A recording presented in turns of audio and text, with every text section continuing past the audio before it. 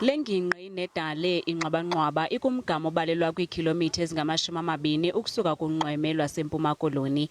Amaqela ajongene nendalo athi izicwangciso zika-Shell zingachaphazela kakubi ubomi baselwandle. Our oceans is not for sale. Our oceans is valuable to us. It is sacred to us. It means a lot to our fishermen and the people living in coastal areas, and we want to send out a message that no oil and gas activities are welcome in our ocean. Nangona kunjalo uShell uthi wazicingisisa izicwangciso zakhe zokusebenzisa i-guns ngelokukhangela ye-Oli nerhasi wenza nophando nzulu. The full stakeholder consultation process was undertaken as part of the development of the Environmental Management Program in 2013.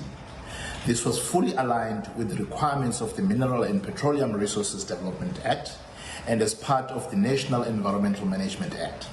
Furthermore, the environmental authorizations were obtained for the project in 2014. An environmental compliance audit was undertaken in 2020.